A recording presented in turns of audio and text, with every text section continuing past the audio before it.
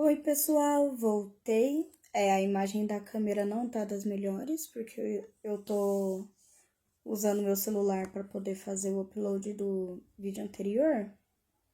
E aí a internet não tá ajudando a ir rápido, então eu tô testando esse outro aparelho. Mas vamos lá, o que importa é a leitura. Se o áudio tiver ok, então tá tudo bem, porque a gente vai ler a Bíblia, né? Então vamos lá. Agora, vou ler do capítulo 37 ao 41 do livro de Gênesis ainda, viu, pessoal? Então, vamos lá. Capítulo 37. A história de José, filho de Jacó. Jacó habitou na terra de Canaã, onde seu pai Isaque tinha vivido como estrangeiro. Esta, portanto, é a história da família de Jacó. Quando José, seu filho, tinha 17 anos, pastoreava os rebanhos de ovelhas e cabras com seus irmãos. Cooperava com os filhos de Bila e os filhos de Zilpa, mulheres de seu pai. Entretanto, José compartilhava com seu pai sobre a má fama de seus irmãos. Israel amava mais a José do que a todos os seus outros filhos, porque ele era o filho de sua velhice, e mandou-lhe fazer uma túnica adornada. Seus irmãos perceberam que seu pai o amava mais do que a todos os outros filhos, e odiaram-no, tornando-se tão invejosos que não conseguiam mais lhe falar de maneira amigável. Ora, José teve um sonho e contou aos seus irmãos, que passaram a nutrir ainda mais raiva dele. José lhes havia dito: Ouve o sonho que tive. Pareceu-me que estávamos atando feixes nos campos, e eis que meu feixe se levantou e ficou em pé, e vossos feixes o rodearam e se prostraram diante do meu feixe. Seus irmãos lhe indagaram: Queres acaso governar-nos como rei, ou dominar-nos como senhor? E eles o odiaram ainda mais por causa de seus sonhos e de suas intenções.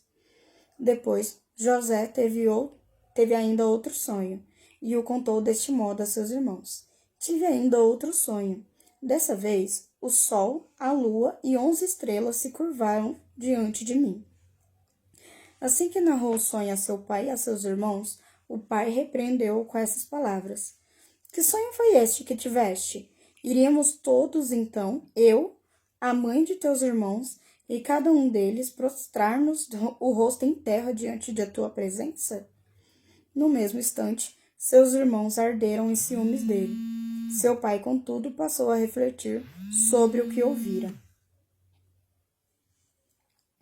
Aconteceu que os irmãos de José haviam saído, levando as ovelhas e as cabras de seu pai até os pastos, que ficavam próximos da cidade de Siquém.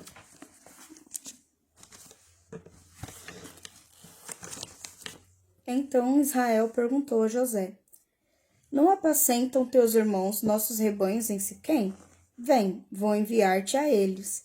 E ele prontamente respondeu: Eis-me aqui. E prosseguiu Jacó: Vai então ver como estão teus irmãos e os rebanhos, e traze-me notícias. Ele o enviou quando estavam no vale de Hebrom, mas José se perdeu quando estava próximo a Siquém. Um homem o encontrou vagueando pelos campos e lhe indagou: Que procuras? E ele respondeu: Procuro meus irmãos. Indica-me, por favor, onde costumam apacentar os rebanhos. Então o homem informou-lhe: Eles levantaram acampamento daqui. Eu os ouvi dizer: Vamos para Dotã. Assim, José partiu à procura de seus irmãos e os encontrou em Dotã. Eles o viram de longe e, antes que pudessem chegar mais perto, tramaram sua morte e combinaram entre si: Eis que vem se aproximando aquele sonhador. Vinde, matemo-lo, joguemo-lo numa cisterna qualquer, diremos que um animal feroz o devorou. Veremos o que acontecerá com seus sonhos. Todavia, Ruben, ouvindo isso, salvou-o de suas mãos e propôs aos irmãos: Não lhe tiremos a vida, afirmou Ruben. Não derrameis sangue humano. Lançai-o neste poço, aqui no deserto, mas não ponhais a mão sobre ele para o ferir. Eles somente disseram assim para livrar José das mãos deles, e assim que possível, restituí-lo ao seu pai. Então, quando José chegou junto deles, despojaram-no de sua túnica, a túnica de mangas longas e adornada que ele vestia. Arremessaram-se contra ele e o lançaram na cisterna. Era um poço vazio e sem água. Depois sentaram-se para comer. Entretanto, ao erguerem os olhos, eis que viram uma caravana de ismaelitas, que vinha de Gileade. Seus camelos vinham carregados de especiarias, bálsamo e mirra, que estavam transportando para o Egito. Então sugeriu Judá aos seus irmãos: De que nos aproveita matar nosso irmão e o escondermos de seu sangue? Escondemos seu sangue. Vinde, vendamo-lo aos ismaelitas, mas não ponhamos a mão sobre ele. É nosso irmão, da mesma carne que nós. E seus irmãos o ouviram. Quando passaram os mercadores ismaelitas, e eles retiraram José da cisterna, venderam José aos ismaelitas por 20 peças de prata, e estes o levaram para o Egito. Entrementes, quando Rúben retornou à cisterna, eis que José já não estava mais ali. Então, enfurecido, rasgou suas vestes. E saindo ao encontro de seus irmãos, desabafou: O rapaz não está mais lá, e eu aonde irei? Então eles degolaram um bode e ensoparam de sangue a túnica de José. Em seguida, mandaram entregar ao pai com este recado: Eis que encontramos, vê se é ou não a túnica de teu filho. Jacó a observou e afirmou: Certamente é a túnica de meu filho. Um animal selvagem o esquartejou e o devorou. José foi trucidado. Indignado, Jacó rasgou suas vestes, vestiu-se de pano de saco, conforme a tradição, e pranteou durante muitos dias por seu amado filho. Todos os seus filhos e filhas se achegaram para oferecer-lhe consolo. Contudo, ele recusou toda e qualquer consolação e declarou: Não, é em luto que descerei ao Sheol para me entregar com meu filho. E continuou a chorar a perda de seu filho José. Enquanto isso, no Egito, os midianitas vendiam José a Potifar, oficial do faraó e capitão da guarda imperial. Capítulo 38. Aconteceu que nesse tempo Judá se separou de seus irmãos e foi morar na casa de um homem de Odolã que se chamava Ira. Ali Judá encontrou a filha de um cananeu chamado Suá. Casou-se com ela e a possuiu. Ela concebeu, deu à luz a um filho, e o pai o chamou de Outra vez ela concedeu, e gerou um filho que chamou de Onã. Quando estava em Quezibe, engravidou novamente e teve outro filho, que chamou de Selá. Mais tarde, Judá casou seu filho primogênito, com uma mulher chamada Tamar. O Senhor Deus reprovou severamente as contínuas atitudes perversas de o filho mais velho de Judá, praticava, e por esse motivo o fez morrer. Então Judá orientou Onã: Vai à mulher de teu irmão, cumpre com ela o dever de cunhado, casa-te com ela e suscita uma posteridade a teu irmão. Ora, Onã tinha consciência de que o filho que nascesse não seria considerado como seu. Por isso, cada vez que tinha relações sexuais com a viúva de seu irmão, ele deixava que o esperma caísse no chão, para que seu irmão não tivesse descendentes por meio dele. O Senhor ficou irado com a atitude desobediente e egoísta de Onã, e o matou também. Então Judá pediu a sua nora Tamar: Volta à casa de teu pai, e mora lá como viúva, até que meu filho Selá se torne adulto, porquanto temia que ele viesse a morrer por algum motivo, como ocorrera com seus irmãos. Sendo assim, Tamar voltou a residir em casa de seu pai. Passaram-se muitos dias, e a filha de Suá, a esposa de Judá, morreu. Quando Judá encerrou seu luto, foi até Timna com seu amigo Irã, o Adulamita, a fim de observar os trabalhos de tosquia de seu rebanho.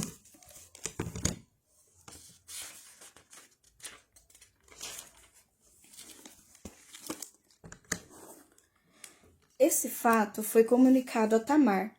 Eis que teu sogro sobre a tina para acompanhar a tosquia de suas ovelhas. Então ela trocou de roupa, abandonando as roupas próprias de viúva, cobriu o rosto com um véu, com a intenção de não ser reconhecida, e foi sentar-se à entrada da cidade de Enaim, que fica no caminho para Timna. Ela agiu dessa maneira porque percebeu que, embora Selá já tivesse se tornado adulto, ela ainda não lhe tinha sido oferecida em casamento. Assim que a avistou, Judá pensou que fosse uma prostituta, pois ela havia ocultado seu rosto. Não percebendo que se tratava de sua nora, dirigiu-se a ela à beira da estrada e a convidou. Vem, deixa-me possuir-te. Porquanto não podia imaginar que aquela mulher fosse sua própria nora. E a mulher indagou, que me darás para coabitares comigo? Ao que ele replicou, eu te mandarei um cabritinho do meu rebanho. Todavia ela retrucou, sim, se me deres um penhor de garantia até que o mandes. E ele questionou, ora, que garantia queres que eu te deixe? E a mulher prontamente lhe pediu, o teu selo com o teu cordão e o cajado que seguras. Então Judá entregou os objetos solicitados e seguiu com ela. Tiveram relações sexuais e naquele mesmo dia ela engravidou de Judá. Tamar retornou para sua casa, retirou o véu e voltou a colocar a mesma roupa tradicional de viúva. Mais tarde, Judá mandou seu amigo Ira levar o cabrito prometido e trazer de volta os objetos que havia deixado com a mulher, mas Ira não a encontrou. Então perguntou aos homens de Enaim, onde está aquela prostituta mística que costumava ficar na beira do caminho? Mas os homens responderam, jamais houve uma prostituta mística nessa cidade. Ira voltou, pois, junto a Judá e lhe reportou, eu a procurei, mas não me foi possível encontrá-la. Também os homens do lugar me asseguraram que jamais viram uma prostituta mística ali. Então Judá concluiu, que ela fique com tudo, que não zombe de nós, pois eu enviei o cabrito, mas tu não a achaste. Passados uns 3 meses, foram levar notícias a Judá. Eis que tua nora Tamar prostituiu-se e ficou grávida por causa de sua má conduta. Então Judá ordenou, tirai-a para fora de casa e que seja queimada viva. Assim que a agarraram, ela mandou dizer ao seu sogro, sim, estou grávida do homem a quem pertence isto. Vê se o Senhor reconhece a quem pertence esse selo, esse cordão e esse cajado. Judá os reconheceu e declarou, ela é mais justa do que eu, porquanto não cumpri minha palavra dando-a como esposa ao meu filho Selá, e nunca mais teve relações sexuais com ela. Quando chegou o tempo do parto, descobriram que Tamar ia dar à luz a gêmeos. Durante os trabalhos de parto, um dos gêmeos colocou uma das mãos para fora. A parteira pegou um fio vermelho e amarrou no pulso dele, e afirmou, foi este que saiu primeiro. Contudo, aconteceu que ele recolheu a mão, e foi seu irmão quem de fato saiu primeiro. Então a parteira exclamou, tu abriste teu próprio caminho, e portanto o chamaram de Pérez. Em seguida saiu seu irmão, que tinha o fio escarlate no pulso, e foi-lhe dado o nome de Zerá. Capítulo 39. José fora, portanto, levado ao Egito, onde os ismaelitas o venderam a um egípcio chamado Potifar, um oficial que era capitão da guarda do palácio. Ora, Yahvé, o Senhor, estava com José, que em tudo teve êxito, e passou a morar na casa do seu senhor egípcio. O senhor egípcio percebeu que o Senhor Deus amparava José e o abençoava em tudo o que realizava. Dessa maneira, José ganhou a simpatia de seu dono, que o promoveu a seu ajudante pessoal, como administrador de seus bens. Potifar deixou a seu cuidado sua própria casa e lhe confiou tudo o que possuía. E a partir do momento em que ele passou a administrar a casa de Potifar e todos os seus bens, o Senhor abençoou toda a casa do egípcio, em consideração a José. A bênção de Yahvé alcançou tudo o que ele possuía em casa e nos campos. Então entregou nas mãos de José tudo o que tinha, e com ele não se preocupou com mais nada, a não ser com a comida que tomava. José era um homem de belo porte e tinha um rosto muito bonito.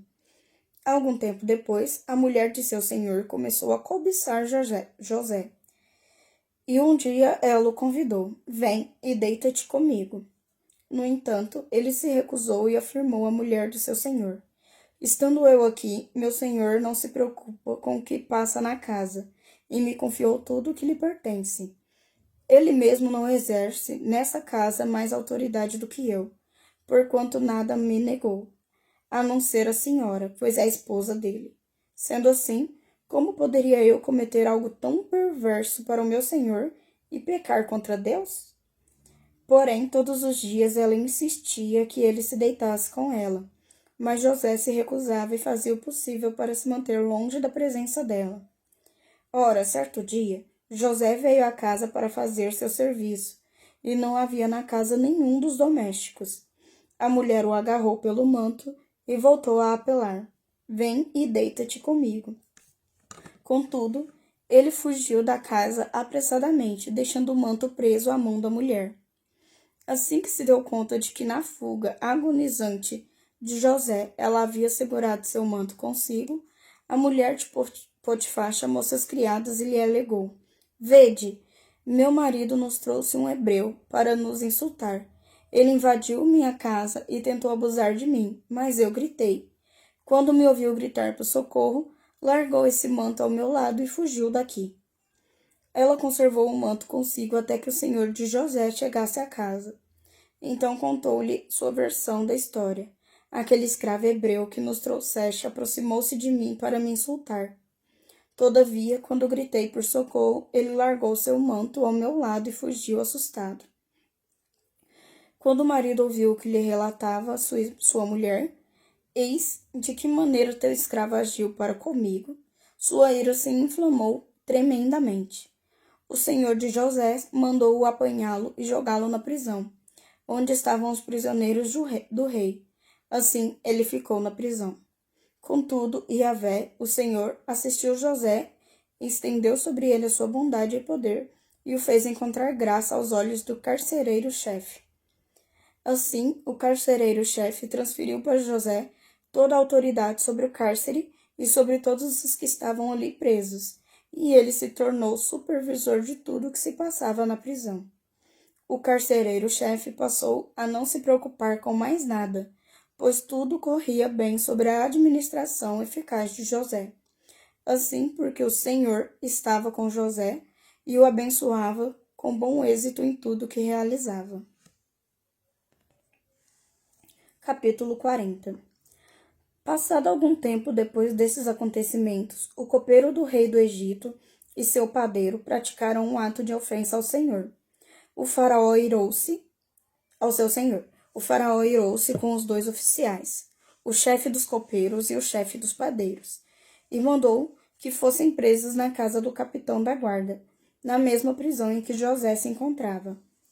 Então o capitão da guarda os confiou aos cuidados de José para que o servisse, e ficaram certo tempo detidos. Ora, numa mesma noite, os dois, o copeiro e o padeiro do rei do Egito, que estavam detidos na prisão, tiveram um sonho, cada qual com a sua significação. Logo ao romper do dia, vindo encontrá-los, José percebeu que estavam preocupados, e indagou aos eunucos do faraó, que também estavam presos na casa do seu senhor: por que tendes hoje o vosso rosto abatido?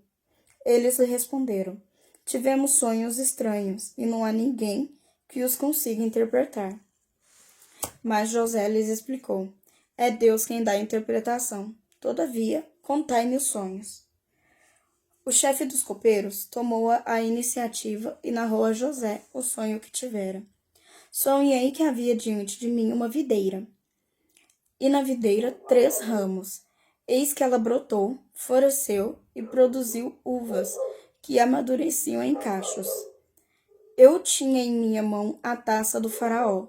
Apanhei os cachos de uva, espremi-os na taça do faraó e coloquei as taças nas mãos do faraó. Então José lhe revelou: eis o que significa. Os 3 ramos representam 3 dias. Mais 3 dias e o faraó te erguerá a cabeça e te restituirá o emprego.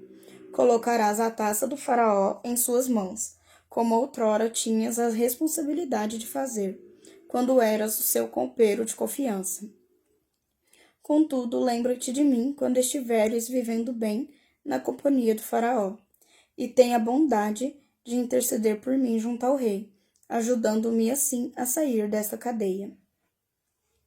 Em verdade, fui trazida à força da terra dos hebreus, e também aqui nada fiz para ser jogado neste calabouço. Ouvindo, pois, o chefe dos padeiros essa interpretação promissora, imediatamente rogou a José: eu também tive um sonho. Havia 3 cestas de bolo sobre a minha cabeça. Na cesta mais alta havia todos os tipos de doces que Faraó aprecia, mas as aves os comiam na cesta sobre a minha cabeça. Então José lhe redarguiu da seguinte maneira: eis o que significa este sonho. As 3 cestas representam 3 dias. Mais 3 dias ainda, e o faraó te erguerás a cabeça, mandará decapitá-lo e empalar teu corpo numa estaca, e as aves comerão a tua carne. 3 dias se passaram, e era a comemoração do dia do nascimento do faraó, e ele ofereceu um banquete a todos os seus conselheiros. Na presença de toda a corte, reapresentou o chefe dos copeiros e o chefe dos padeiros. Restaurou o chefe dos copeiros à sua posição original, de modo que ele retomou plenamente suas funções junto ao rei, e voltou a ser aquela pessoa de confiança que serve a taça do faraó. Entretanto, ao chefe dos padeiros, mandou decapitar e empalar, exatamente como José lhe havia revelado em sua interpretação dos sonhos de ambos. Apesar de tudo, o chefe dos copeiros não se lembrou de José, ao contrário, esqueceu-se completamente dele. Capítulo 41. 2 anos se passaram. Certo dia, o rei do Egito sonhou que estava em pé, à margem do rio Nilo. De repente, saíram do rio Nilo 7 vacas vistosas e gordas, que começaram a pastar entre os juncos que vicejam à beira do rio.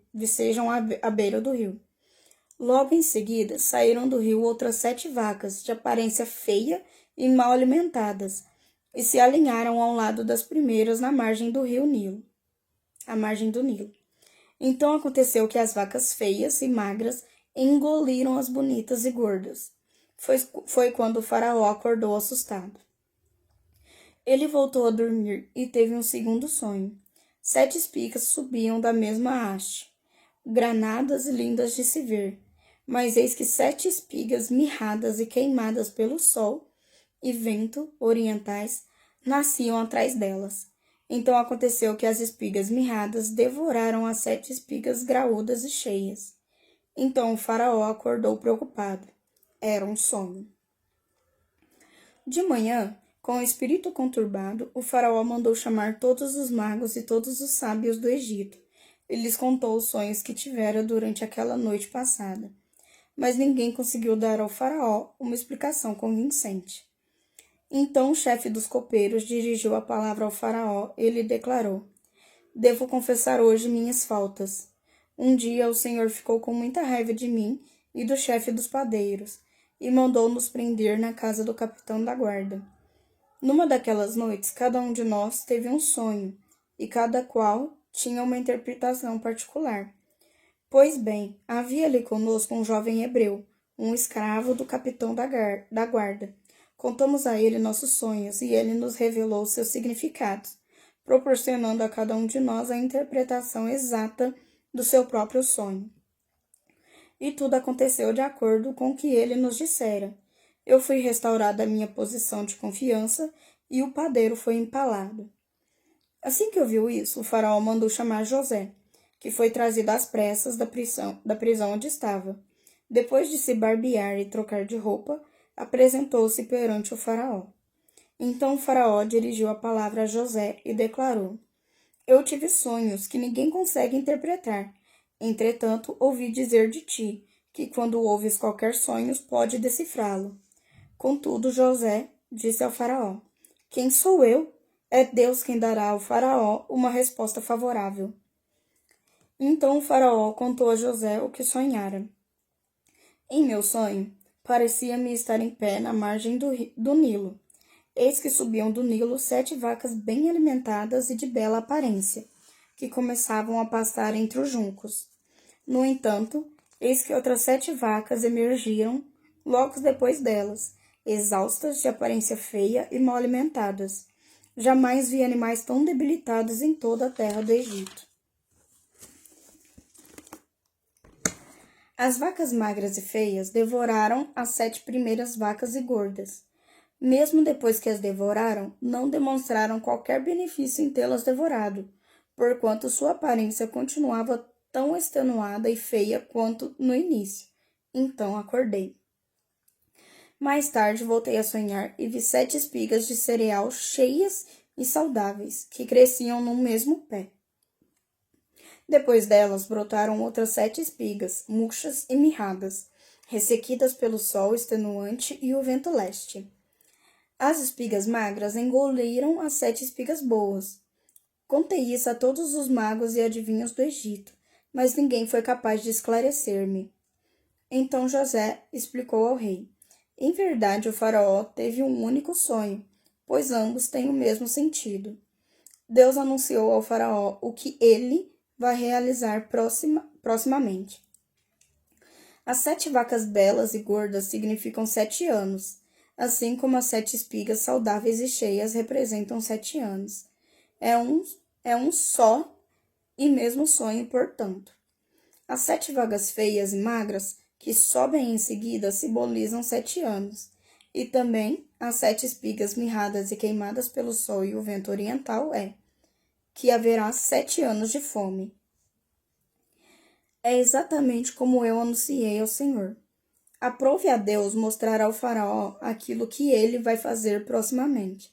7 anos vindouros de muita fartura chegarão e abençoarão toda a terra do Egito. Entretanto, em seguida, virão 7 anos de fome. Então, todo o tempo de abastança será esquecido, porquanto a fome arruinará a terra. A fome que se abaterá depois dos bons anos será tão severa que o tempo de abundância não será mais lembrado sobre a terra. O sonho veio ao faraó 2 vezes para deixar claro que Deus já decidiu por assim agir e se apressa em realizar o que determinou. E concluiu José: agora, portanto, que o faraó escolha um homem inteligente e sábio e o estabeleça sobre toda a terra do Egito, que o faraó haja e institua funcionários supervisores na terra para recolher 1/5 da colheita do Egito durante os próximos 7 anos de fartura. Eles deverão reunir todos os viveiros que puderem desses bons anos que virão e acumular estoques de trigo que, sob o controle do faraó, serão armazenados nas cidades. Esse estoque servirá de reserva especial para os 7 anos de fome que se abaterão sobre o Egito, a fim de que a terra não seja aniquilada e o povo não morra de fome. A palavra e o plano de José agradaram ao faraó e a todos os seus sábios e conselheiros. E, portanto, o faraó proclamou diante da sua corte e oficiais: encontraremos um homem como este, em que esteja o Espírito de Deus? Então o faraó declarou a José: visto que Deus te fez saber tudo isso, não há ninguém tão perspicaz e sábio como tu em nossas terras. Tu serás o administrador de meu palácio, e todo o meu povo se conformará às tuas ordens. Só no trono te precederei. O faraó disse mais a José: vê, eu te estabeleço sobre toda a terra do Egito. E o faraó tirou do dedo seu anel selo e o colocou no dedo de José. Mandou que o vestissem como um linho fino e colocou uma corrente de ouro fino em volta de seu pescoço. Também o convidou a subir em sua segunda carruagem real, tendo à frente os arautos do império que iam bradando: Abrec, inclinai-vos. Assim, José foi empossado no comando de toda a terra do Egito. E acrescentou ainda o faraó: eu sou o faraó, mas sem tua permissão ninguém erguerá a mão ou o pé para dar um passo em toda a terra do Egito. E o faraó impôs a José o nome de Zafenate-Paneia, e lhe deu por mulher Asenate, filha de Potífera, sacerdote de On, cidade do sol. Depois José saiu a inspecionar toda a terra do Egito. José tinha 30 anos quando se apresentou diante do faraó, rei do Egito, e José deixou a presença do faraó e percorreu toda a terra do Egito. Durante os 7 anos de abundância, a terra produziu copiosamente, e ele reuniu todos os víveres e o trigo excedente dos 7 anos, em que houve grande fartura sobre a terra do Egito, e depositou-os nos armazéns construídos em todas as cidades egípcias. Em cada cidade ele armazenava os cereais colhidos nas lavouras das redondezas. Foi dessa maneira que José estocou tanto mantimento que desistiu de ficar pesando e contabilizando as cifras. As quantidades iam além de toda medida. Parecia a areia das praias do mar. Antes de começarem os anos de fome, Asenate, filha de Potífera, sacerdote de On, deu a José 2 filhos. Ao primeiro filho deu o nome de Manassés, esclarecendo: Deus me fez esquecer meus dias difíceis e toda a família do meu pai.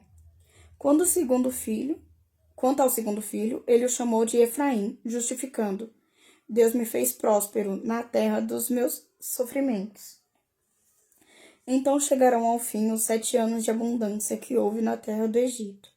E como José havia predito, começaram a vir os 7 anos de fome. Havia carestia e fome em todas as terras vizinhas, mas em todo o Egito havia o que comer. Contudo, quando os egípcios também começaram a passar fome, foram reclamar alimentos com o rei. Então lhes ordenou o faraó: Ide a José e fazei tudo o que ele vos disser. Neste momento a fome já assolava todas as terras. Então José mandou que se abrissem todos os armazéns de trigo, e começou a vir na terra do Egito. E de todos os povos e regiões chegavam as pessoas do Egito para adquirir cereais de José, pois sobre o mundo inteiro abatera-se a mais severa falta de alimentos.